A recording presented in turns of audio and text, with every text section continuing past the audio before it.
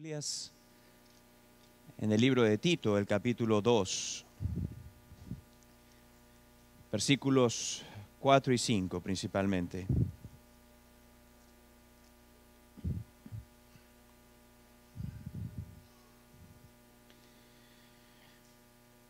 Me acompañan en oración, por favor.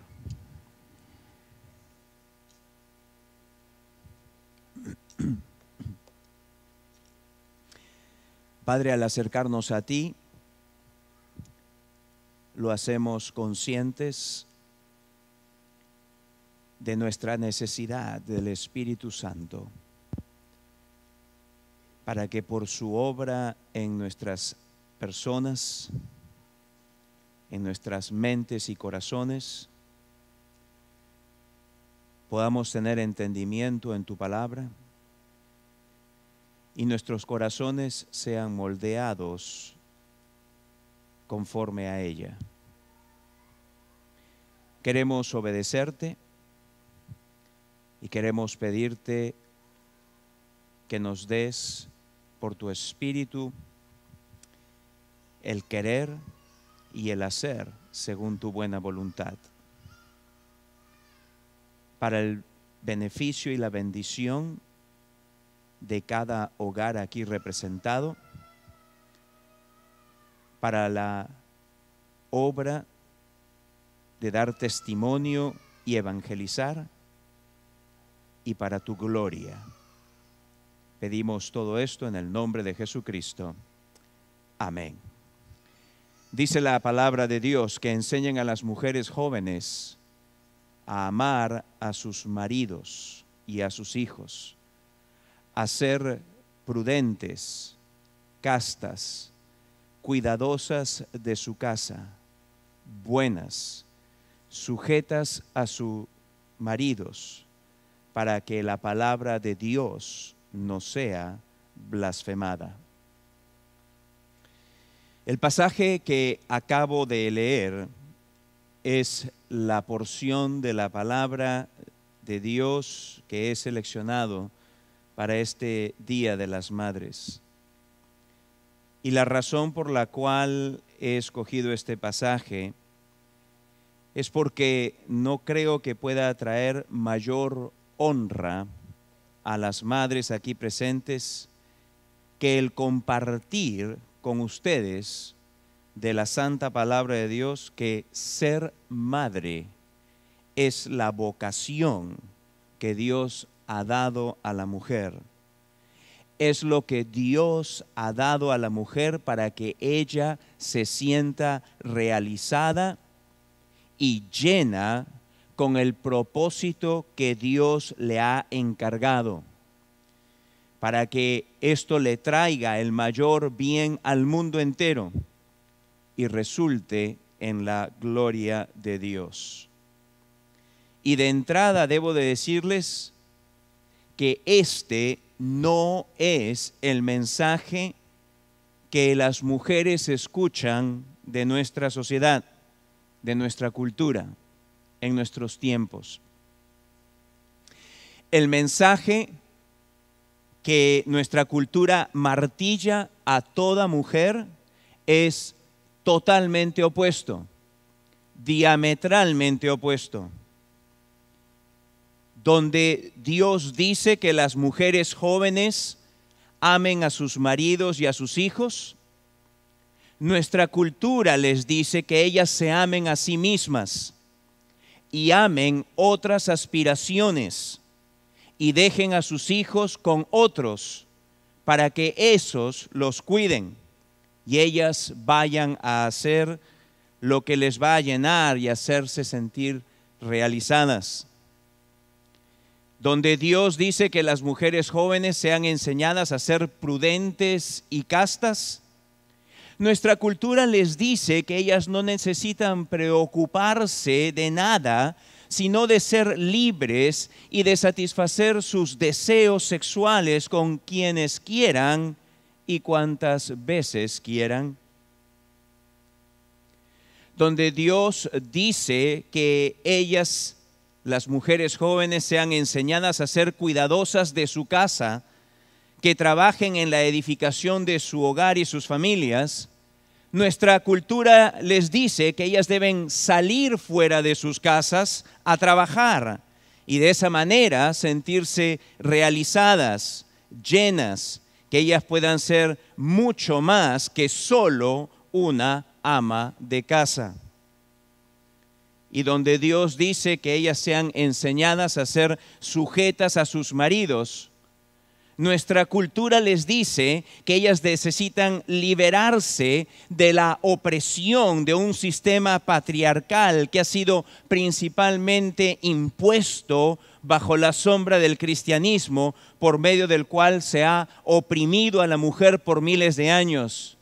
Así que no más sujetarse a su esposo, sino a ser la persona independiente que tiene igual capacidad y autoridad en el hogar. Sé que este mensaje no es el más popular y sé que para muchos, incluso aquí presentes, les va a parecer controversial a la luz de todo lo que nuestra cultura martilla día y noche en nuestros tiempos.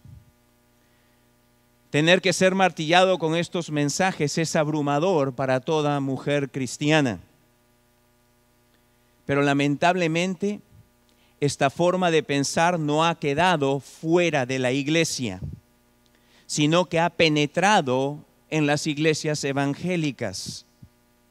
Hoy en día, en muchas iglesias evangélicas, no se predicaría un mensaje haciendo un llamado a las mujeres ancianas a que sean maestras de las más jóvenes, para que éstas aprendan a amar a sus maridos y a sus hijos, a ser prudentes, castas, cuidadosas de su casa, buenas, sujetas a sus maridos, para que la palabra de Dios no sea blasfemada.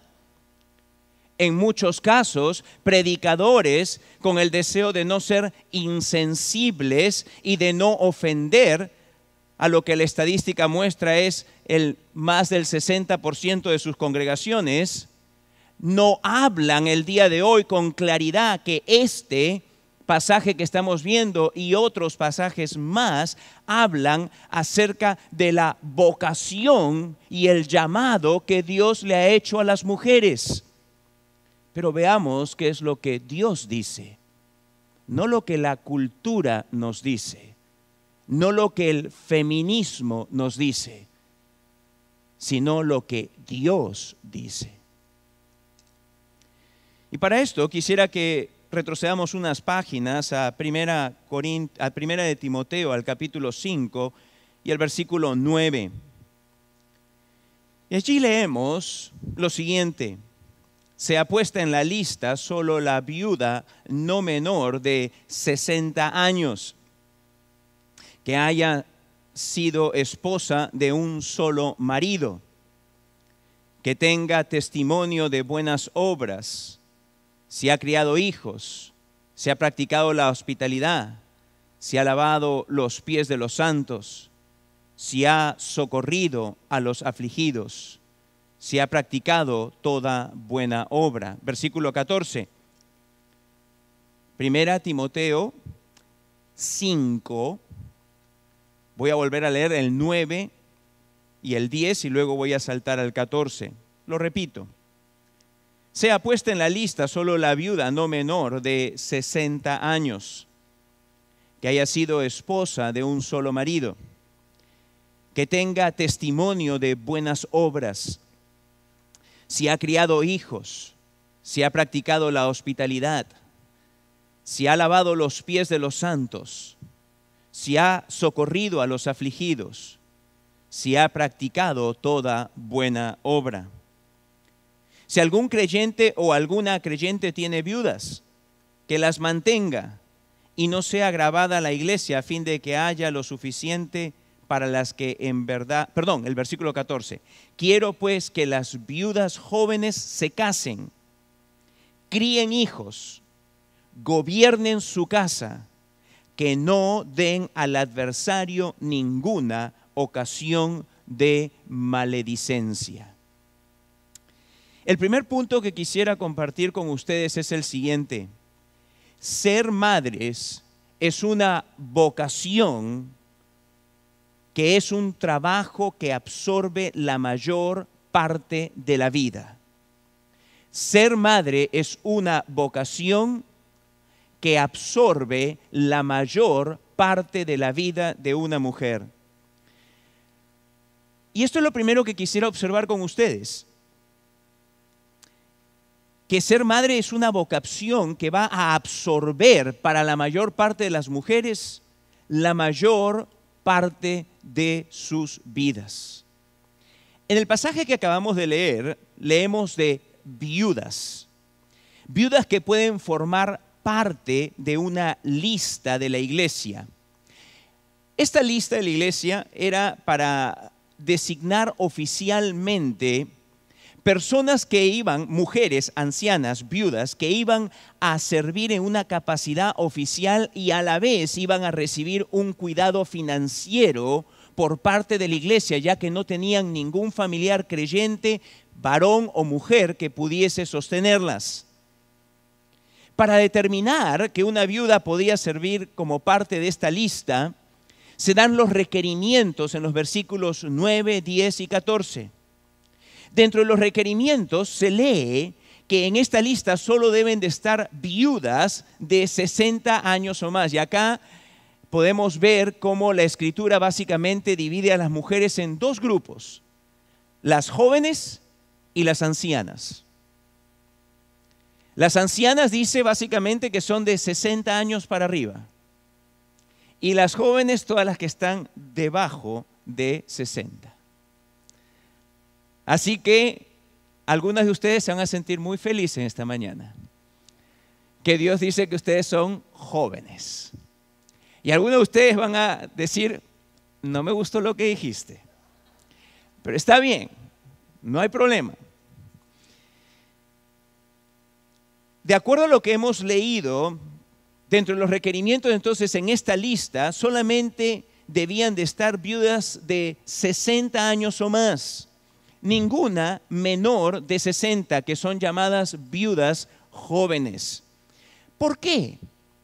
Porque en aquellos tiempos y cultura, la maternidad era algo deseado, a diferencia del día de hoy, donde muchas parejas que se casan, lo que hacen es postergar lo más que pueden que hayan hijos.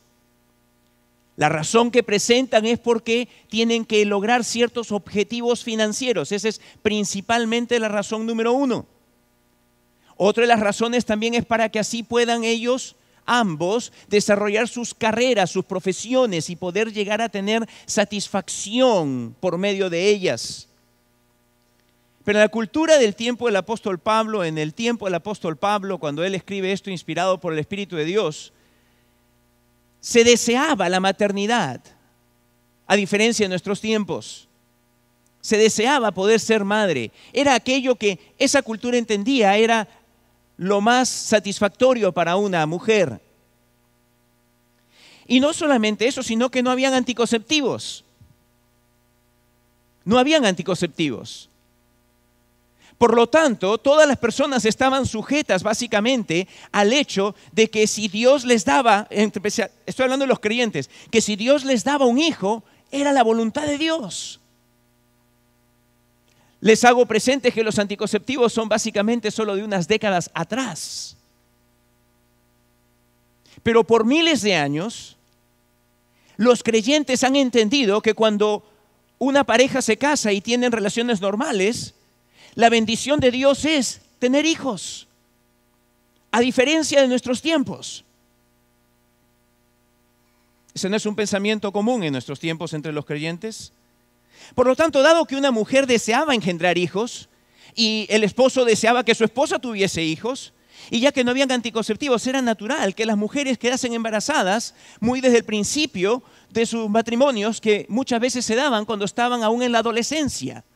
Eran bastante jóvenes. Aún estaban quizá en sus 16, 17 o 18.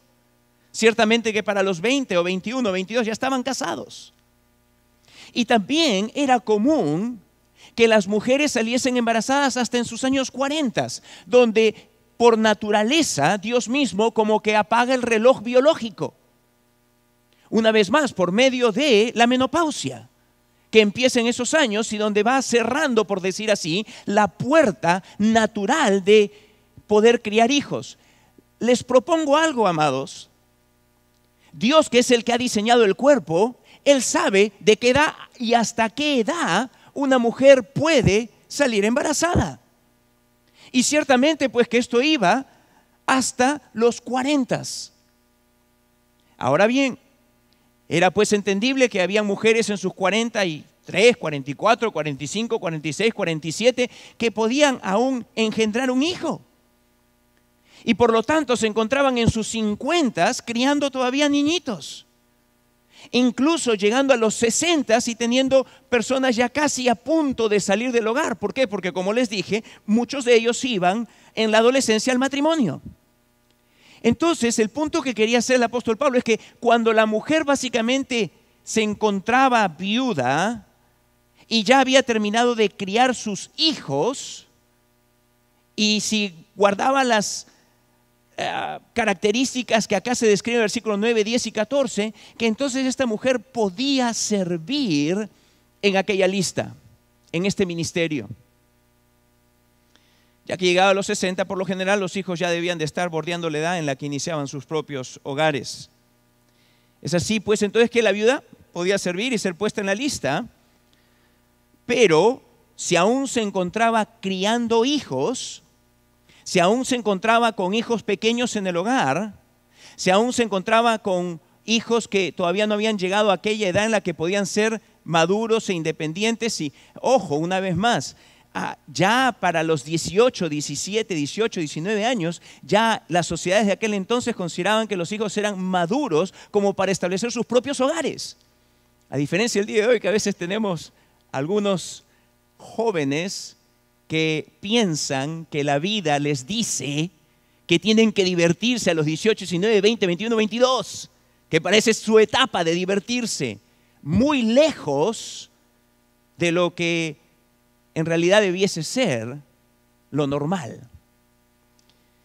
Pero habiendo dicho eso, ¿qué pasaba con aquellas mujeres que todavía tenían hijos? Versículo 14 dice claramente: quiero pues que las viudas jóvenes, las que todavía tienen hijos pequeños, aún en sus 50, ¿ok?, se casen, críen hijos y gobiernen su casa. Se casen. No es el deseo de Dios de que se queden sin casar. El versículo 10 deja en claro que estas mujeres viudas que eran puestas en la lista habían criado hijos. Versículo 10 una vez más dice que tenga buen testimonio de buenas obras. Y entre las primeras dice, si ha criado hijos. Y acá se sobreentiende que el resultado de la crianza de estos hijos ha dado que estos hijos andan en los caminos del Señor.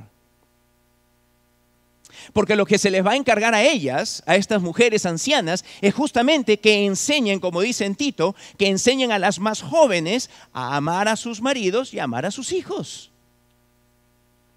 Vemos pues que la mayor parte de la vida de una mujer era absorbida en ser madre y ama de casa. Era la mayor parte del tiempo que pasaba una mujer, siendo madre y ama de casa.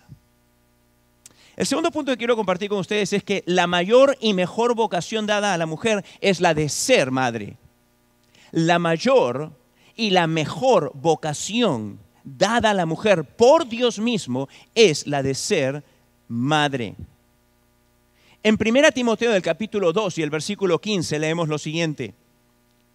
Hablando de las mujeres, dice, pues se salvará, la mujer cristiana, se salvará engendrando hijos, si permaneciere en fe, amor y santificación con modestia. Los versículos que anteceden el versículo 15 habla de cómo la mujer, Eva, fue la responsable por medio de la cual entró el pecado.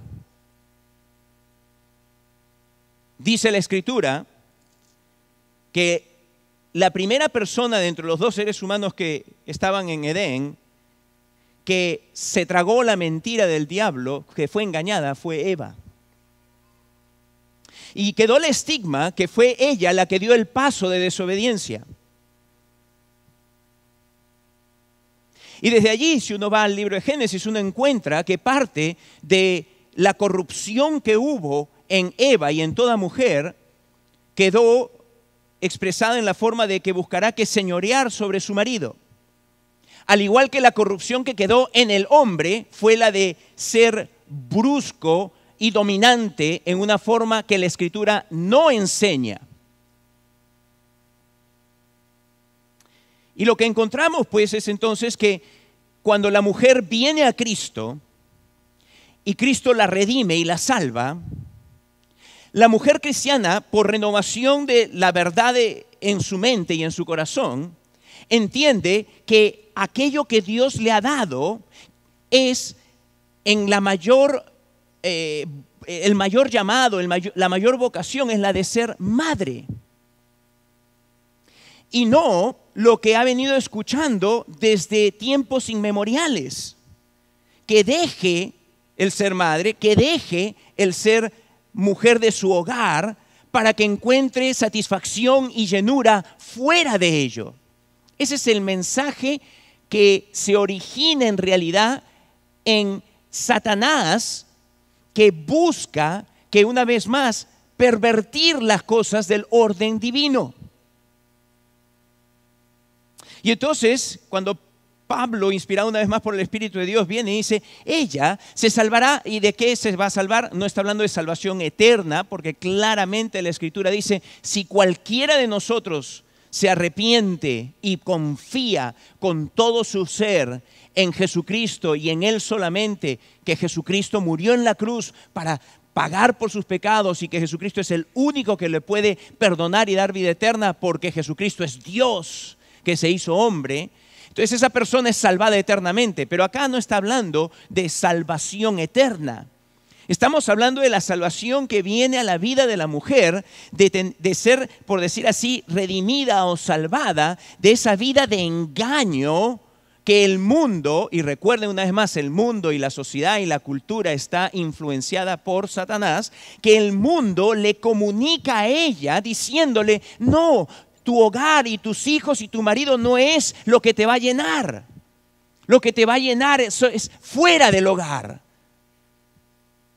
Se salvará, dice, engendrando hijos, criándolos, envolviéndose en ello. ¿Por qué? Porque este es su mayor llamado. Este es su mayor llamado. El más importante llamado que una mujer ha recibido. Es la mayor vocación que Dios le ha dado a la mujer, y esta es la de ser madre. Ahora, esto queda ratificado con lo que hemos leído, por ejemplo, en 1 Timoteo 5, 9, 10 y 14. Dice, una mujer, dice viuda, dice, cásese, críe hijos. Dios quiere, si Dios le ha dado a la mujer el que se case, y usted puede ver que la mayor parte de mujeres se casan, no todas tienen que casarse. Hay algunas mujeres que Dios les da el don para que se mantengan solteras, como también hay algunos hombres a los cuales Dios les ha dado el don de que se mantengan solteros. Pero para la mayor parte de la sociedad humana, en realidad, Dios tiene como plan que se casen. Y como dice allí la Escritura, dice, si son mujeres jóvenes, es decir, de menos de 60, dice que se casen y que críen hijos. Que críen hijos. En nuestro texto del libro de Tito también encontramos pues lo mismo. Dice, se asume que las mujeres ancianas son aquellas que van a enseñarle a las más jóvenes a amar a sus maridos y a sus hijos, a ser mujeres prudentes y castas, a ser mujeres cuidadosas de su hogar, a ser mujeres buenas, a ser mujeres sujetas a sus maridos. El mensaje y el ejemplo que sin embargo reciben las mujeres cristianas es a lo menos ambiguo y en algunos casos totalmente contrario a lo que la Escritura dice. Como mencioné, lo que muchos promueven es que la mujer deje el trabajo de su casa para irse al trabajo fuera de su casa. Y para esto denigran ser ama de casa, haciéndolo ver como que solamente es una expresión de abuso, ser algo inferior a ser un profesional o un ejecutivo, o simplemente salir fuera de la casa y hacer otra cosa.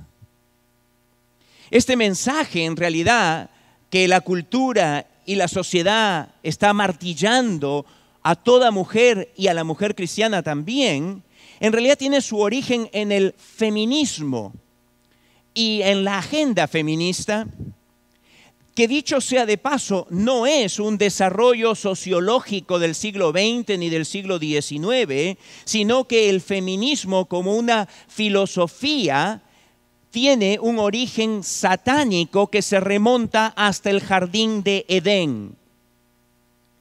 Debido a que no tengo tiempo, que siempre es mi gran enemigo, no puedo entrar en este mensaje acerca de los orígenes del feminismo, pero si es la buena voluntad de Dios, espero darles algunas enseñanzas acerca de ello y trazarlo a través de la historia en el próximo domingo, si el Señor lo permite. Pero déjenme decirles lo que tengo acá en notas. A través de la historia de la humanidad se ha visto en todo tiempo y cultura una filosofía feminista que busca invertir el orden de cómo Dios ha establecido las cosas. Su ataque es frontal. El feminismo es, en su expresión actual, claramente encuentra que la fe cristiana, la Biblia y el Dios de la Biblia deben de ser eliminados para que la mujer pueda ser verdaderamente libre y llegar a su potencial. No es pues difícil incluso entender la conexión actual entre el feminismo y su empuje por las relaciones homosexuales de hombres y mujeres y la androginia. Androginia es básicamente la eliminación de los sexos. Que el hombre sea tan femenino como pueda ser y la mujer sea tan masculina como pueda ser, porque en realidad no debe de haber ningún tipo de diferencia entre dos personas por sexo. Eso es androginia y eso es lo que se está promoviendo. Si no se dan cuenta, la moda y el arte están empujando esto bastante. Es por eso que usted ve, dicho sea de paso, en la moda que la vestimenta de mujeres muchas veces parece masculina y la vestimenta de hombres muchas veces, tanto en colores como en los estilos, se ve como femenino, porque lo que se busca es de que se comunique a toda la sociedad de que no deben de haber diferencias entre el hombre y la mujer.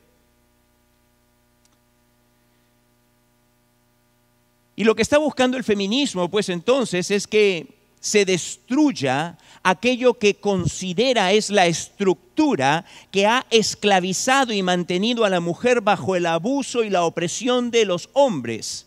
¿Y cuál es esa estructura? Como ellos lo ven, el sistema patriarcal de la familia, donde el hombre es la cabeza del hogar.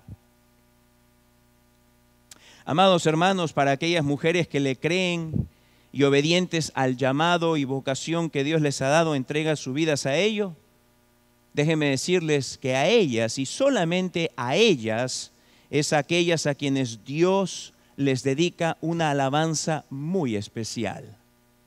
En el libro de Proverbios, en el capítulo 31, y en los versículos 10 al 31 leemos esta alabanza que Dios quiere que reciba toda mujer que le cree a Él y que le obedece a Él con respecto a que su llamado y vocación más importante para toda la vida es la de ser esposa y madre y una mujer de su hogar. Dice, mujer virtuosa, ¿quién la hallará? Porque su estima sobrepasa largamente a la de las piedras preciosas. El corazón de su marido está en ella confiado y no carecerá de ganancias. Le da ella bien y no mal todos los días de su vida. Busca lana y lino y con voluntad trabaja con sus manos. Es como nave de mercader, trae su pan de lejos. Se levanta aún de noche y da comida a su familia y ración a sus criadas. Considera la heredad y la compra y planta viña del fruto de sus manos. Ciñe de fuerza sus lomos y esfuerza sus brazos. Ve que va bien sus negocios. Su lámpara no se apaga de noche. Aplica su mano al uso y sus manos a la rueca. Alarga su mano al pobre y extiende sus manos al menesteroso. No tiene temor de la nieve por su familia, porque toda su familia está vestida de ropas dobles. Ella se hace tapices de lino fino y púrpura es su vestido. Su marido es conocido en las puertas cuando se sienta con los ancianos de la tierra. Hace telas y vende y da cintas al mercader. Fuerza y honor son su vestidura y se ríe de lo porvenir. Abre su boca con sabiduría y la ley de clemencia está en su lengua. Considera los caminos de su casa y no come el pan de balde. Se levantan sus hijos y la llaman bienaventurada, y su marido también la alaba. Muchas mujeres hicieron el bien, mas tú sobrepasas a todas. Engañosa es la gracia y vana la hermosura. La mujer que teme a Jehová será alabada. Dadle del fruto de sus manos y alábenla en las puertas sus hechos. Esta es una bendición que solamente la mujer cristiana puede recibir. Ninguna otra lo puede recibir. Porque solo la mujer cristiana, y esta, la mujer cristiana que cree lo que Dios dice, que su llamado, que su vocación principalmente es el hogar, cree a Dios y obedece a Dios y se da hacia ello toda su vida, entonces esa mujer recibirá de Dios por medio de su esposo y de sus hijos y de otros más dentro de la congregación de los santos, que ella ha de ser alabada. Amados hermanos, para aquellas mujeres pues que le creen a Dios y le obedecen, que su llamamiento y vocación es el de ser esposas y madres y entregan su vida a ello, recibirán esta alabanza. Pero quisiera pasar a un tercer punto, y es el siguiente, que ser madre es una vocación que necesita ser enseñada. Ser madre es una vocación que necesita ser enseñada. Y regresemos para esto a Tito, el capítulo 2. Dice así: las ancianas asimismo sean reverentes en su porte, no calumniadoras, no esclavas del vino, maestras del bien, que enseñen a las mujeres jóvenes a amar a sus maridos y a sus hijos, a ser prudentes, castas, cuidadosas de su casa, buenas, sujetas a sus maridos, para que la palabra de Dios no sea blasfemada. Vemos pues que las mujeres ancianas en una congregación deben enseñar a las mujeres más jóvenes. Claro está en lo siguiente: aquellas mujeres ancianas que se sujetan al plan de Dios para las mujeres, porque no toda mujer anciana automáticamente por el hecho de tener más de 60 años significa que piensa las cosas que Dios dice. Y acá tenemos nosotros que analizar nuestra situación particular. En la mayoría de nuestros casos, nosotros somos primera generación de cristianos. Y dado que el feminismo ha tenido un fuerte empuje, una fuerte influencia en las últimas 4 a 5 décadas, Muchos de nosotros venimos con la influencia del feminismo muy enraizados en nuestros pensamientos. Es necesario que saquemos de nosotros estos pensamientos feministas y renovemos nuestra mente en la verdad de Dios. Y sabe, cuando lo hagamos y lo pongamos por obra, va a ser sumamente notorio. En particular con el estado presente de nuestra sociedad plagada de feminismo a diestra y siniestra. Dicho sea de paso, no hace mucho estuvimos pasando a través de toda esa cosa tan particular de las elecciones. Pero si usted no se ha dado cuenta, central en todo ello estaba la agenda feminista. Central en todo ello. Mucho más de lo que en realidad nosotros a veces los cristianos nos ponemos a pensar. Y nosotros los cristianos necesitamos pensar en estas cosas guiados por la verdad de la palabra de Dios, no por nuestras opiniones, no por las opiniones prevalentes en la mayor parte de las personas de nuestra cultura, no porque todo el mundo dice que así es verdad. Ojo, ¿qué enseñar? Ya que acabamos de hacer en este tercer punto la reseña que las mujeres ancianas deben de enseñar, es algo que ser madres y ser esposas es algo que debe ser enseñado. ¿Qué enseñar? ¿Qué necesitan aprender las mujeres jóvenes en la iglesia? ¿Qué necesitan aprender? Bueno, la Escritura nos lo dice. Versículo 4. Que enseñen a las mujeres jóvenes primeramente a amar a sus maridos y a sus hijos. La vida de las mujeres jóvenes, para aquellas que Dios les ha dado que se casen, es que sean mujeres entregadas, dedicadas, consagradas a amar a sus maridos y a sus hijos. Y alguno de ustedes dice, es que tú no conoces a mi marido. Es verdad, quizá lo conozco aquí, si aquí viene y se presenta en cierta forma, pero no lo conozco cómo se comporta fuera de este lugar. No he estado en tu dormitorio, no he estado en la sala de tu casa, no he estado en la cocina de tu casa, no he visto cuando los platos parecen platillos voladores. No he visto eso. Pero el mandamiento para toda mujer cristiana, le repito, el mandamiento para toda mujer cristiana es amar a sus maridos. Muchas veces el problema viene porque cuando se nos habla de amor, lo que viene a la mente es emociones. E inmediatamente uno dice, pero ¿cómo puedo yo tener esta emoción positiva? ¿Cómo puedo tener yo este afecto? ¿Cómo puedo tener este cuchicuchi dentro por este hombre por el cual no siento nada? O lo que siento es, hay veces, enojo, o cólera, o amargura, pues tú no sabes todas las que me ha hecho.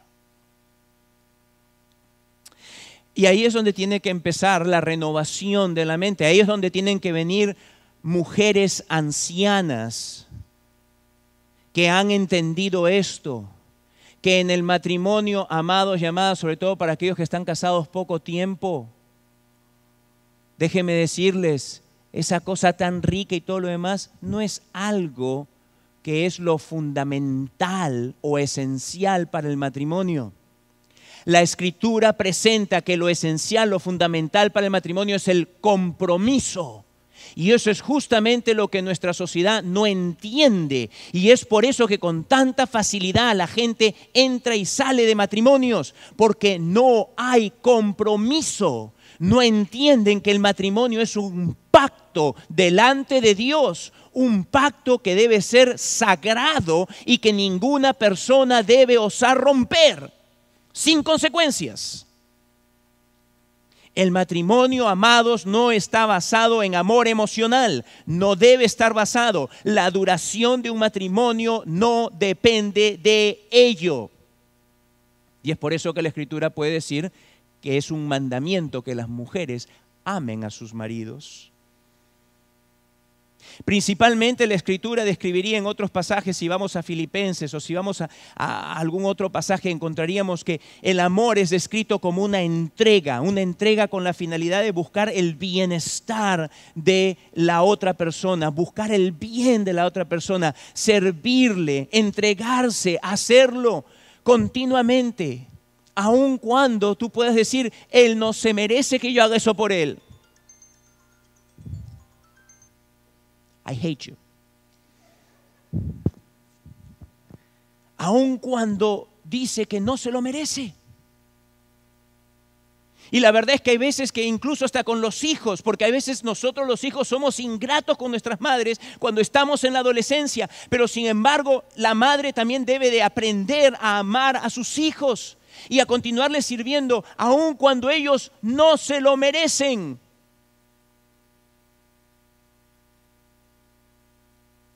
Porque acá hay hijos que estamos aquí presentes que podemos, si somos humildes y sinceros, hemos de reconocer que no hemos sido los hijos que debiésemos de haber sido.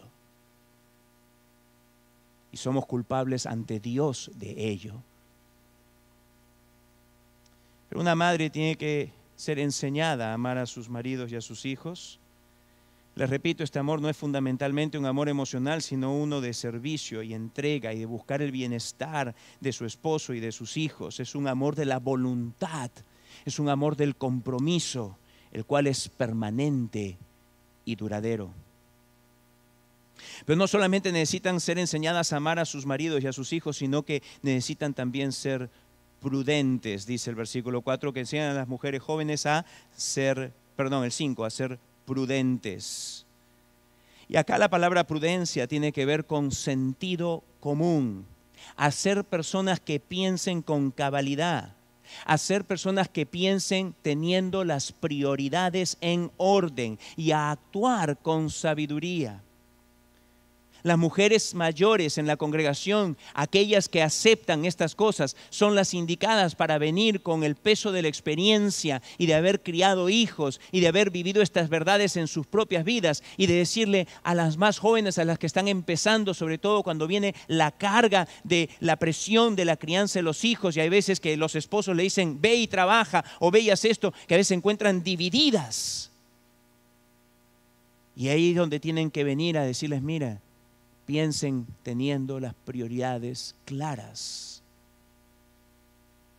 Piensen teniendo en mente cuál es el llamado que Dios te ha hecho. Y hablarles y enseñarles y contarles cómo fue con ellas también. Enseñarles a ser prudentes.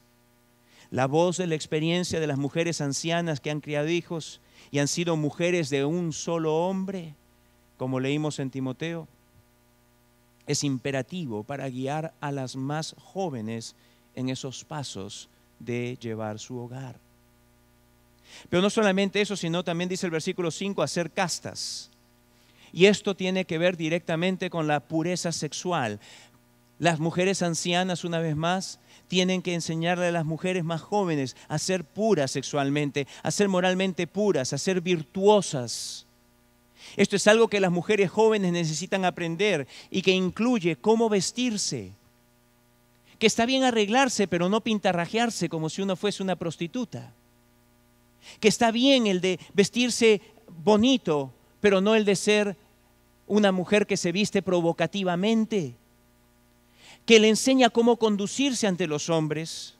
Hay que enseñar a las mujeres jóvenes a que de ninguna forma, dentro o fuera de la iglesia, deben de conducirse, deben de hablar o deben de vestirse de forma que se encienda lujuria o lascivia en hombres. En 1 Timoteo, en el capítulo 2, el versículo 9, dice esto: asimismo que las mujeres se atavíen de ropa decorosa con pudor y modestia. Y acá la palabra pudor quiere decir con una cierta vergüenza. Con una cierta vergüenza. Es decir, que se sientan de alguna forma, hasta cierto punto, avergonzadas si es que de alguna forma ellas han sido instrumento para que se despierte lujuria o lascivia en alguna otra persona, o de alguna forma de haber sido de distracción en la congregación. Deben de enseñarle a las mujeres mayores, a las más jóvenes, de que uno no se viste para atraer la atención de nadie. En Pedro, la primera epístola de Pedro, el capítulo 3, versículo 3, leemos lo siguiente: vuestro atavío no sea el externo de peinados ostentosos. Y la idea acá de ostentoso es, ¿por qué se pone algo ostentoso? Para atraer la atención de todo el resto. Esa es la motivación, atraer la atención. Y dice que no sea así, no el de adornos de oro o vestidos lujosos con la intención de atraer atención sobre tu persona. Ninguna mujer cristiana debiese de vestirse de esa forma, ni arreglarse a tal punto. Arreglarse sí, pero no con la finalidad o la intención de atraer la atención sobre ella. Regresando a Tito, vemos que otra cosa que necesita ser enseñada, dice el versículo 5, a ser prudentes, castas, cuidadosas de su casa. La Biblia de las Américas dice hacendosas en el hogar. Este es el sentido correcto de cuidadosas de su casa, hacendosas en el hogar. Es decir, que trabajen, sí, y estar en casa es trabajo, es trabajo. Y ninguna de ustedes, ni ningún varón debe de ninguna forma hacer pensar que el trabajo del hogar no es trabajo o no es trabajo como el otro trabajo. Porque lo que hacen con ello es denigrar aquello que Dios le ha dado a la mujer. Es decir, han de ser trabajadoras en sus hogares, cuidando de ellos, velando para que su esposo y sus hijos tengan las bendiciones como las que describe Proverbios 31. ¿Puede una mujer cristiana trabajar fuera del hogar? Es la pregunta que quizá algunos de ustedes tienen. Bueno, déjenme decirles una respuesta a ello y quizá podemos luego del mensaje hablar, o el próximo domingo quizá pueda cubrir algo más acerca de esto, pero en una forma rápida, siempre y cuando su trabajo en nada disminuya su prioridad en el hogar. ¿Cuál es la prioridad para una mujer cristiana? Su hogar, su hogar, su hogar y su hogar. Si una mujer cristiana no tiene como prioridad su hogar, está desobedeciendo a Dios. Le repito, si una mujer cristiana no tiene como prioridad su hogar, está desobedeciendo a Dios y va a ser causa de que los enemigos de Dios blasfemen la palabra de Dios. La blasfemen. Hay esposos que piden a sus esposas que trabajen para mantener un estatus de vida. Déjeme decirle a esos esposos, esto no es conforme a las Escrituras. Hay esposas que quieren trabajar porque se sienten que trabajar como amas de casa no las llena. Déjeme decirles, eso no está en acuerdo con las Escrituras. Es más, le digo una cosa, piense en qué mensaje le están dando a sus hijos. Cuando una mujer cristiana dice que su llenura está en el trabajo fuera del hogar, ¿qué mensaje está dándole a sus hijos? Ustedes no son importantes para mí. Más importante para mí es que yo encuentro allí más satisfacción, más llenura. Ese es el mensaje que le das a tus hijos. Sé que hay circunstancias donde hay madres solas que fuerzan su necesidad de trabajo. Es algo por lo cual hay que orar y hay que pedir al Señor para que Él tome cuidado de ello. Y esa es una de las razones por las cuales incluso Dios dice que las mujeres jóvenes que se casen, no que se queden solas, que se casen. Pero no solamente dice esto, y dicho sea de paso, lo que acabo de leer acerca de trabajar en el hogar y no fuera del hogar es probablemente la agenda, el punto número 1 del movimiento feminista actual. La estadística, dicho sea de paso, es que las mujeres al salir a la fuerza laboral están tomando 2 de cada 3 trabajos disponibles en la sociedad. Es más, no solamente eso, pero las mujeres al salir fuera de sus hogares y tomar trabajos están dejando un fenómeno que está trayendo muchos problemas en la sociedad. Muchos hombres jóvenes sin poder encontrar trabajo o encontrando trabajos en los cuales no les pagan lo suficiente como para poder empezar sus hogares. La estadística avala todas estas cosas. Se han hecho estudios, pero lo que pasa es que el movimiento feminista y sus voceros lo dicen tan a menudo y tantas cosas que como que ocultan todas estas informaciones que de otra forma llevaría a la conclusión de que lo que Dios dice es cierto. Lo que Dios dice es cierto. Dice también que las mujeres mayores deben de enseñarle a las menores, a las más jóvenes, que deben de ser cuidadosas de su casa, buenas. Y acá la palabra es bondadosa. Bondadosa, una vez más, como la mujer de Proverbios 31. ¿Se recuerdan la parte donde leímos que dice que ella se preocupaba por el menesteroso? ¿Se preocupaba por los necesitados?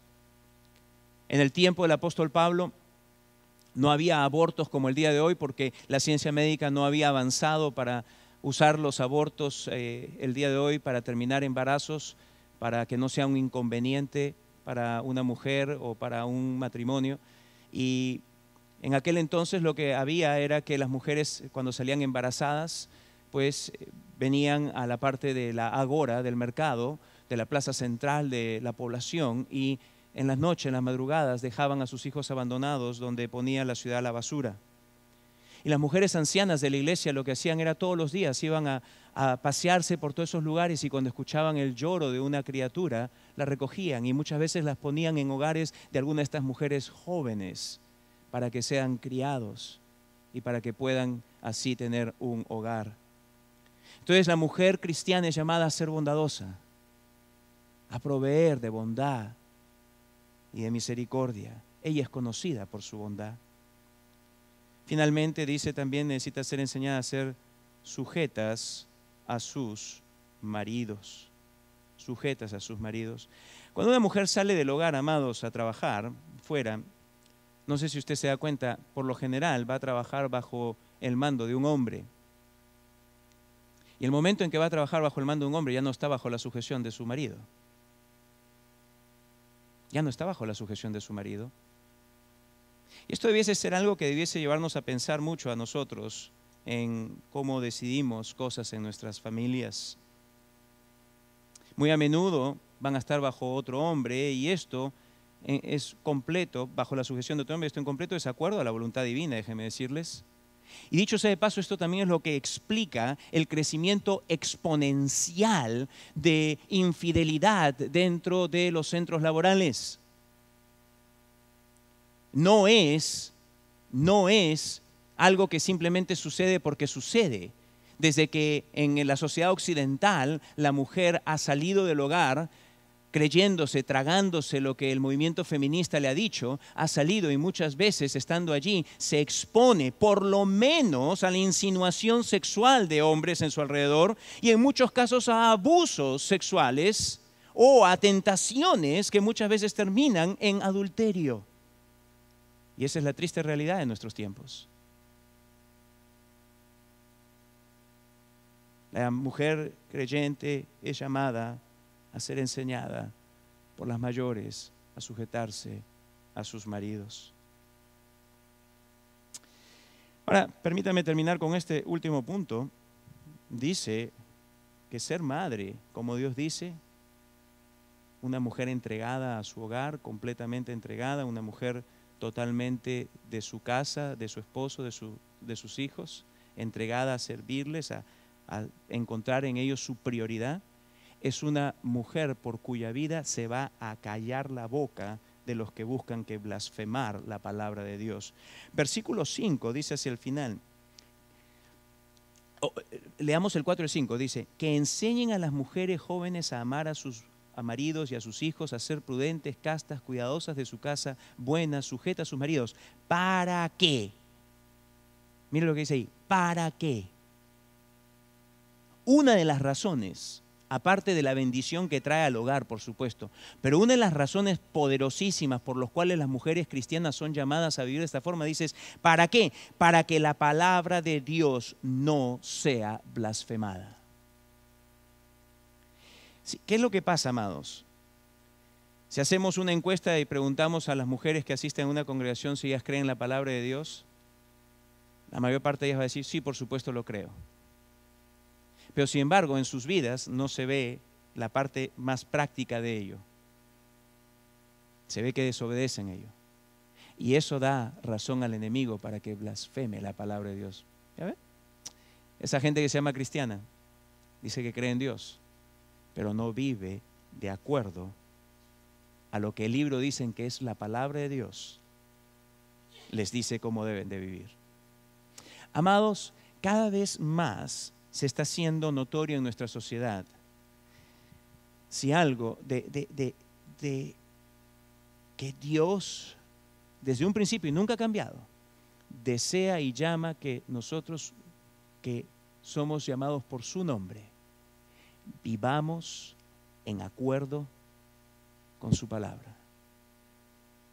Con su palabra. Dios no nos ha dado a nosotros rienda para imponer nuestras opiniones acerca de asuntos como estos tan fundamentales. Dios nos ha dado su palabra y su espíritu para obedecer estas cosas, para vivir de acuerdo a ellas.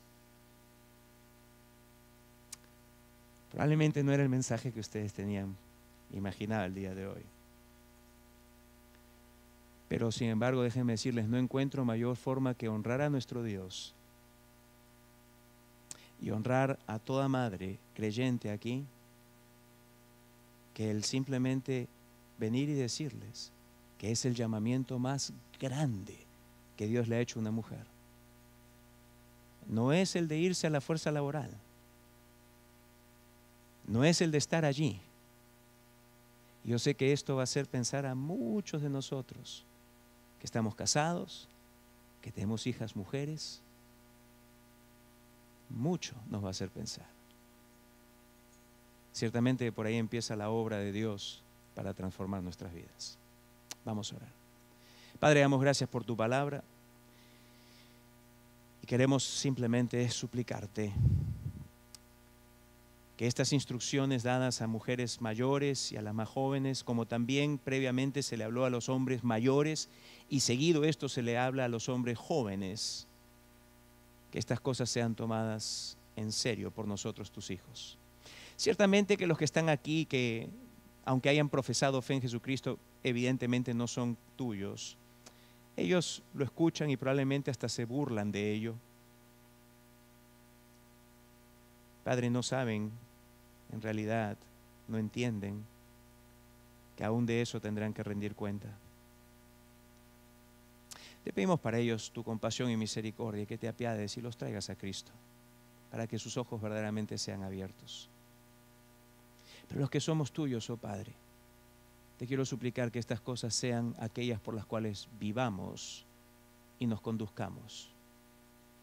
Que entendamos que es necesario para nosotros renovar nuestros pensamientos en tu verdad y así experimentar la transformación de vida que es el aval del poder redentor en acción en la vida de uno que ha creído verdaderamente en Jesucristo. Obra para tu gloria. Bendice a cada madre joven aquí presente. Que no permita que el mundo y nuestra sociedad, ni incluso otras mujeres de la iglesia le digan, oye, ¿qué haces tú allí metida en casa? Como que si esto fuese algo denigrante. Por el contrario, que más bien silencien la boca de aquellos que así blasfeman la palabra de Dios por medio de su total entrega a ti, para amar a sus maridos, amar a sus hijos, a ser prudentes, castas, cuidadosas de su casa, buenas, sujetas a sus maridos. Padre, que obres también en esposos que estamos aquí presentes. Quizás nosotros también hemos traído del mundo este pensamiento que lo importante es que tengamos un cierto estatus y que es necesario que nuestras esposas contribuyan hacia ello. Y así se obvia el mandamiento que Efesios, el capítulo 5, claramente nos da, donde se nos dice que nosotros hemos de ser los proveedores del hogar y no poner esa carga sobre nuestras esposas. Nosotros necesitamos también ser renovados en ello. Danos sabiduría, tanto a padres y a madres que estamos aquí, porque tenemos hijos e hijas y nietos y nietas. Y queremos guiarlos en tus caminos.